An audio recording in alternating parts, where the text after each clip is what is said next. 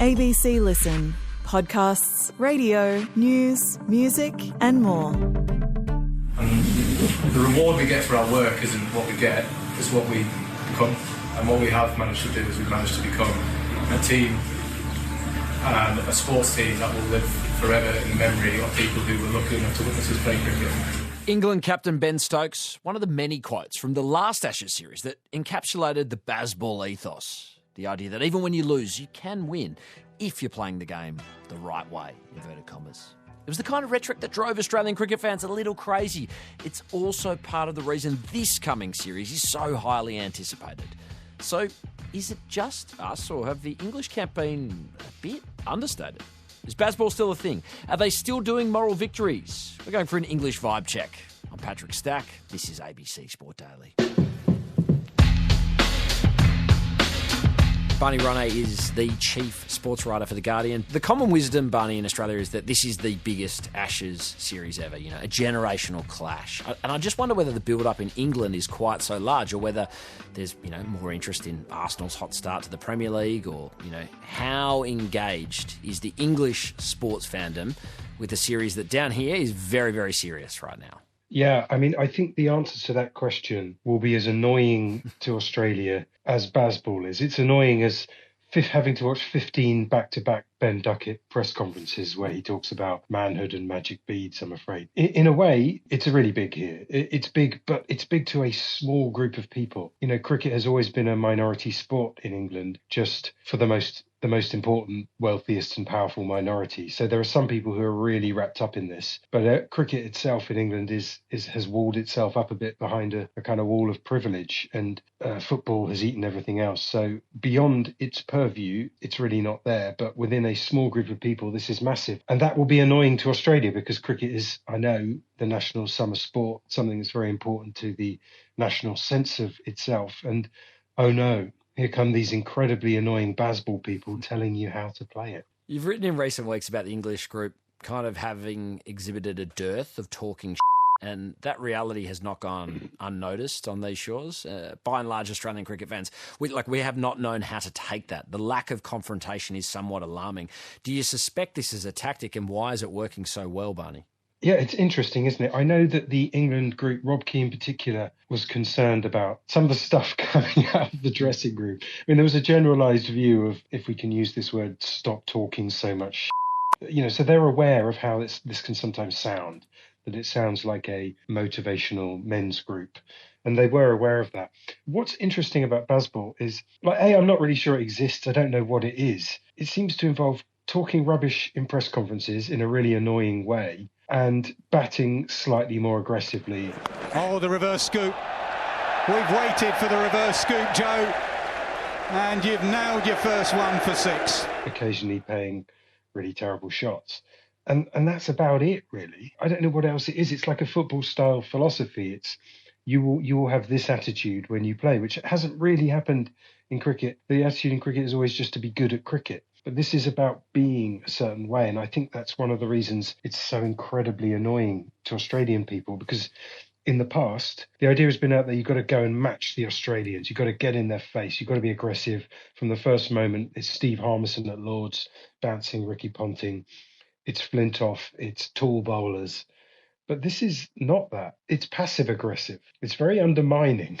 It's sort of saying that thing you really care about, we're going to do it in a different way, and we're going to win in a way which is annoying to you because we're going to appear not to care. And Test cricket is really important to Australian people. It's part of the culture. It's part of the sense of the nation. It's part of the separation from England as well, in that we will repeatedly beat you at this sport by being more disciplined, tougher. The land is harsh. The land is tough. We're products of that land, and we'll beat these fey colonial oppressors. But then you've got this bunch of guys coming over trying to out-cool you, saying, it doesn't matter as much as you make out. We're going to play silly shots. We're going to disregard the orthodoxies. Just more of the same. Look, I've said it for a long time now that we found a way of cricket which brings the best out of us as a team. And I don't think that there is a sensible way of responding to that as an Australian. Bazball is incredibly annoying to English people as well. I hope that that's clear. But I can imagine that as an Australian, the idea of losing to a bunch of cool guys who've come over to show you how to do this thing is just absolutely terrifying.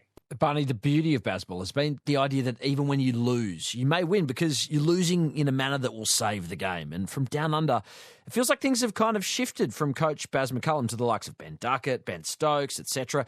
Are we in a new incarnation of this thing? It's really hard to tell because it's this thing that kind of vanishes whenever you look at it. I don't really know what it is. I mean, essentially, the change under McCullum that came was because England cricket had become this incredibly miserable thing. The actual act of being an international cricketer is really brutal these days. I think Australia looks after its test players better than any other nation. They can earn a really good living. They don't have to go and play in franchise cricket. And it's why this team has been able to carry on winning the way it has. Like Mike Brearley has said the best thing about what Bazball is. He described it as a response to depression, which is a really interesting take on it. And the fact is, a lot of those players really have been through the mill. But the last series, the one that Stuart Broad publicly voided, the last tour to Australia, was a really deeply traumatic experience for a lot of these people. The ECB had these broadcasting deals. It was actually in quite a lot of debt. It was trying to support recreational cricket through COVID. And it basically just forced the team to keep touring, to keep playing in a bubble. And I think a lot of those players were already kind of worn thin a bit by cricket. Cricket's a brutal game, as we all know. So Brendon McCullum coming in, Stokes becoming captain, I think the idea was we are going to try and enjoy this thing.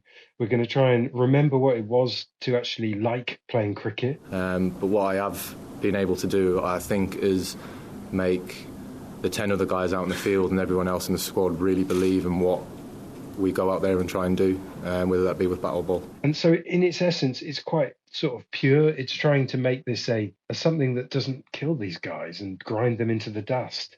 So that's where the initial sense of, we're going to just say this doesn't matter so much. We're going to look like we're having fun from the outside, which is a really rare thing. English cricket, very feudal. The players are normally being tortured by selectors, dropped, treated badly. So that's where it came from. And I think the sense of people trying to performatively enjoy themselves became progressively annoying in the first year. It was like the manic side of depression. It was, we're going to talk about this all the time. We're going to pose on the balcony. We're going to say ridiculous things. I don't know where that quite leaves us now. They're not really like that anymore. They're still going to try to bat aggressively and play your own game and all that stuff. But I think they've realised it hasn't really made the team into a world-beating team. England not that good. They're fourth in the world rankings.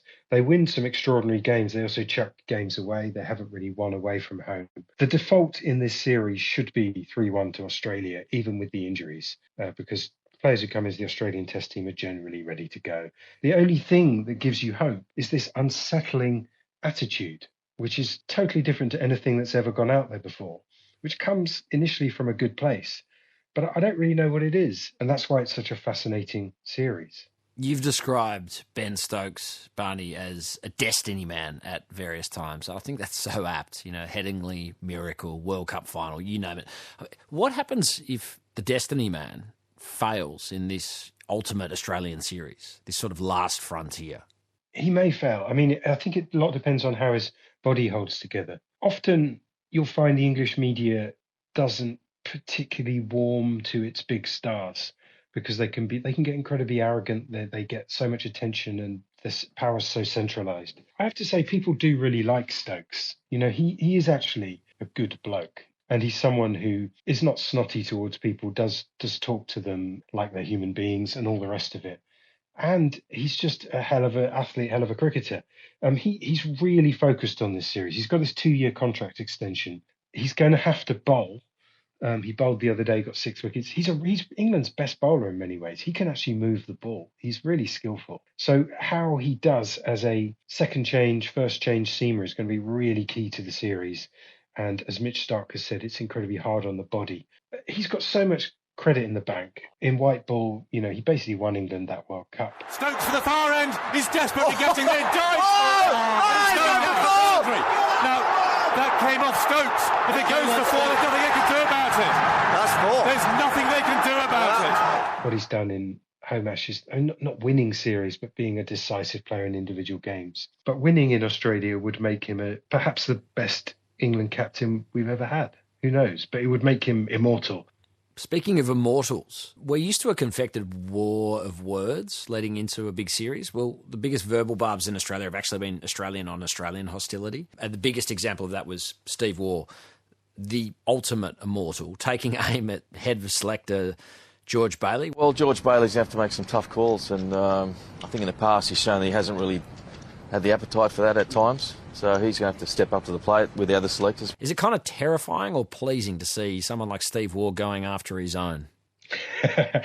What are the soft decisions that are being made? I'm not really sure. I think ultimately it's Usman Khawaja is what they're driving to. That's the best I could deduce. It's not like anyone else is out there battering down the door to take Khawaja's place. I mean, I'm a bit concerned for Khawaja. I really like Khawaja, and he's a really good player. I love the way he came back and had this late flowering to his career. He's old, and England has some seriously quick bowlers if Mark Wood plays on that pitch. I think Khawaja's series may not last that long. I don't really understand what Steve was. I think it's a reflex among that generation, isn't it? I mean, it's a jostling, because they really were great. You know, they won everything. They Bazballed everyone. They reinvented the way cricket was played. I can remember writing articles about it. This has changed cricket. This Australian team now is also kind of great, hasn't it? I mean, under Cummins, the Cummins era, the Steve Smith era, they won everything. And it's, apart from in England, an Ashes series. And I think maybe the way they're good, there's a cultural war aspect there. I mean, Pat Cummins is saving the planet, isn't he? He's worried about his carbon footprint. I don't think Steve Waugh's era were particularly worried about that. I think it's internal Australian politics that we don't understand. I don't see any soft decisions being made. The only real issue is how the bowling works. And I don't really see what else Australia could have done differently with that. And now it's a case of wrapping Mitchell Starc in cotton wool, isn't it? Feels that way. On the bowlers, just finally, no Cummins, no Hazlewood. I'm just interested in how that development is being received. On the one hand, obviously great, from an English perspective that they're missing because they're very, very good. It does mean that Australia has something of an out. We speak about voiding series with Stuart Broad. Australia's done that previously when Warner and Smith have been missing and we've lost to India. Is there, perhaps a level of worry on that front? Yeah, there is. There's additional pressure because we know how good Cummins and Hazlewood are. The default option with them playing is Australia win. It just is. Cummins in particular, you can't Bazball him. Here comes Pat Cummins, round the wicket to Ben Stokes. Bowled him! He's bowled him! First ball. Also, it's a vibe. You can't Bazball the ultimate cricketing alpha, which is Pat Cummins. It just isn't going to work. And yeah, there is a bit of a gulp and a bit of a kind of, you're not going to have a better opportunity than this. What happens with Scott Boland, I think, will decide the series, because England will try to attack him, not because they don't rate him, because that is just the method. He is the ultimate good bloke Australian cricketer. He's so likeable. He's such a kind of honest, seriously talented bowler. The idea that these arrogant English showboaters are going to come over and just take him on in his own backyard, say we don't rate this guy, even though he got a 7 for or whatever it was the last time we played him, must be absolutely maddening. And also kind of terrifying that might actually come off and happen. And so I really think that battle is absolutely key. I want to see England bat first on that pitch, and whatever happens, happens. There's no bad outcome here. I really don't mind Boland reducing them to 80 for 6 at lunchtime, because that is an interesting outcome. But one way or another, it's absolutely fascinating. To paraphrase or misquote Oscar Wilde, the suspense is terrible. We hope it will last. Barney Ronay, thanks so much for your time. Okay, cheers. Take care. Enjoy the series. Headlines. The Socceroos have made it 3 straight losses, falling 3-0 to 13th ranked team Colombia in New York City. The Australians lost last week to Venezuela, and in the last international window, they were beaten by the USA. Scotland has ended a 28-year wait for a FIFA World Cup appearance. Scott McTominay with a bicycle kick as they beat Denmark 4-2. Lofted in McTominay! It's brilliant! Oh my word! Scotland lead in the decider. Hampden is shaking. A roar that rattles the ribs and stirs the soul. If you like that, how about Curacao, the island nation that's just north of Venezuela with a population of 160,000, becoming the smallest ever nation to qualify for the tournament? A result that will resound in Curaçaoan history. Celebrations will be erupting back in Willemstad. And Steph Gilmore will return to the WSL full-time in 2026 as she chases a 9th world title. The Australian has had a 2-year sabbatical but is heading back on tour. I'm Patrick Stack. This is ABC Sport Daily, produced by Poppy Penny. Thanks to the ECB, CBS and Stan Sport for the extra audio used in this episode. Discover more great ABC podcasts, live radio and exclusives on the ABC Listen app.